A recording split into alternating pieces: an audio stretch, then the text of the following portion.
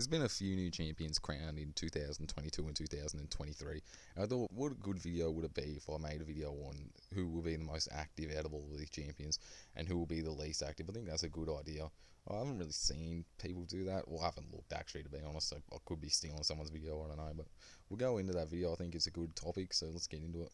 This isn't going to be in chronological order. I can't remember exactly what times the champions won the belts. Well, I probably do know, but I can't be bothered actually thinking about it, so we're just going to go off whoever comes to the top of my head.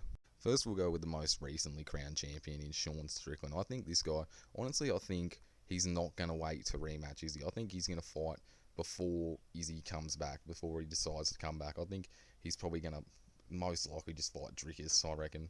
I don't think he's going to want to sit out for that long because he is a really active fighter. He doesn't like sitting out, so he's probably just going to go and fight someone else, probably Drickus. He's going to fight him for the title and probably lose. And then middleweight title would just have no value, so, that'll be that. But no, I do think he'll probably defend before Izzy decides to come back. I feel like he'll probably, get a title defense in before then. Probably, I don't know, the start of the year. Oh, maybe not start of the year. Maybe, probably the first quarter, probably.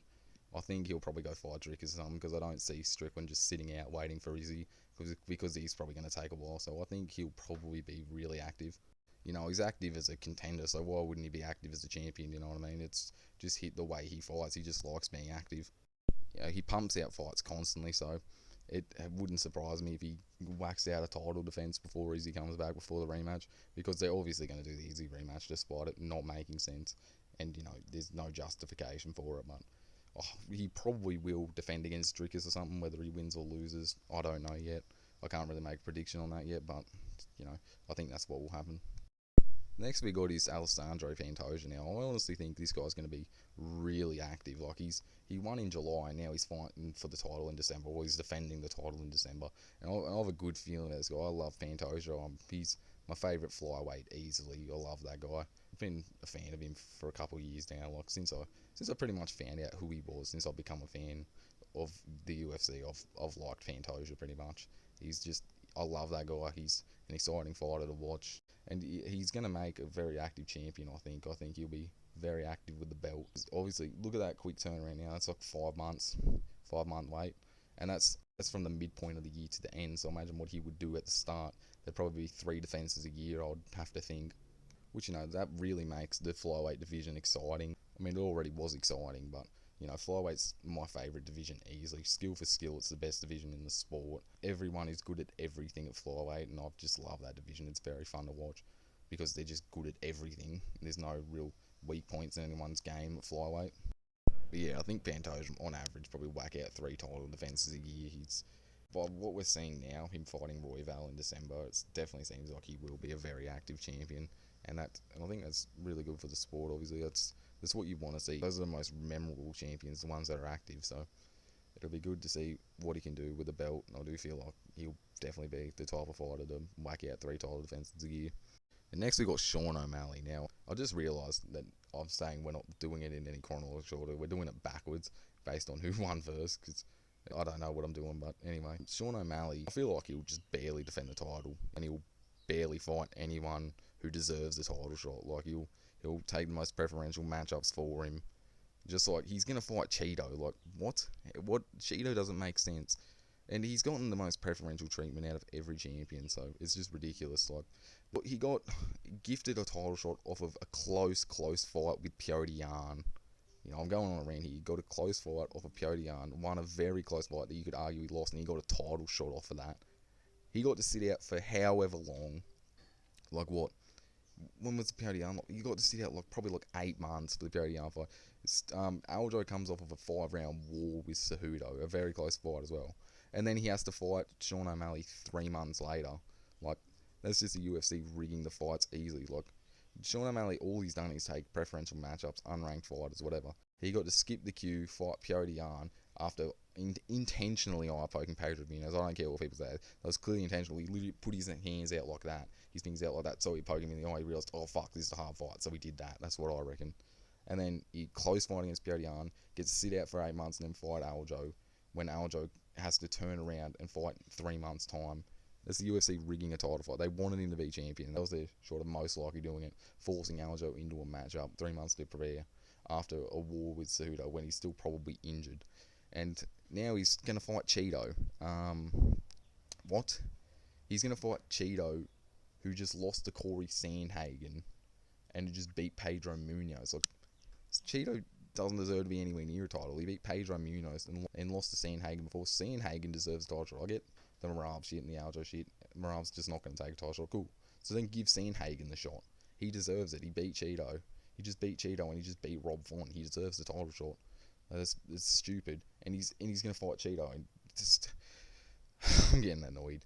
O'Malley's probably only going to fight like once a year, let's be honest. He's going to fight once a year, so he has the biggest chance of winning. He's going to make all his contenders be active. He's not going to make them, but they're all going to be active, so he has a better chance of defending the belt. So he's going to fight like once a year, and even then he's probably not going to fight the right fighters. Like, he's fighting Cheeto, which is stupid. And also he's a steroid cheat, so, you know, like, he's going to be all year round doing steroids, and he'll come into a fight all juiced up. You know, he's obviously tested positive for years, but it doesn't mean anything now, though, because he's a star, so whatever. I don't think he's going to be active at all, to be completely honest. And then next we got Jon Jones. The thing about Jon Jones is he just came up from being inactive for 3 years on coming off of a fight. He arguably lost against Dominic Reyes. I did think he lost that fight. 3-2 Reyes. Yeah, the downfall of Reyes that caused. And then he just came up to heavyweight, won the title. I mean, that's about it. Like, he's probably going to retire after the Stipe fight. He's fighting him in December. He won the title in, March? And now he's fighting, was it March? February? I think it was February. He won that in February. Now he's going to fight Stipe in, is it December as well, or is it no? I can't remember. It's around November, December, so that's like a big gap. That's like, what, a 9-month gap in between title defences. And he's probably going to retire after he beats Stipe, so he's obviously not going to be active, I don't think. I don't think he's really going to do much with the title. He's just going to probably beat Stipe and then retire, and then his title's probably going to go to like Pavlovich or Aspinall or something. So yeah, he's not going to be a very active champion. Wouldn't really expect it from a 35-year-old either. He probably doesn't have much time left in him anyway, even if he did decide to defend it later. So I don't think he'll be a very active fighter, but hopefully he gets knocked the fuck out by Stipe, because I hate Jon Jones. He's a drug cheat. He's a wife beater. He's just an overall dog shit human being. No one likes him. The steroids is what really pisses me off. The women bashing shit, obviously, like, why would you do that? You're an asshole. But the steroids is specifically the real problem for me. People always argue, oh, but he uses Ford IQ, so it doesn't really do anything, because he ran on about that. He was coping about the steroid. Oh, use Ford IQ. It's like, okay, cool. So then why were you using them? You clearly, if you weren't getting some sort of advantage, you wouldn't have been using them yet. You just exposed yourself there. And he's the only fighter with pulsating picograms besides Sean O'Malley. Sean O'Malley's also on this list. Only fighter with pulsating picograms in your system all the time. You started literally had to change their rules so we could fight again. It's like less than 100 picograms in your system now you can fight, because Jon Jones always rocking up with less than 100 because he's microdosing most likely. So, you know, it's a bit ridiculous, but he's not very active. He's not the GOAT either. Fuck that guy. Drug cheat, wife basher. Hate him. Just hate him. Hit and run on pregnant women.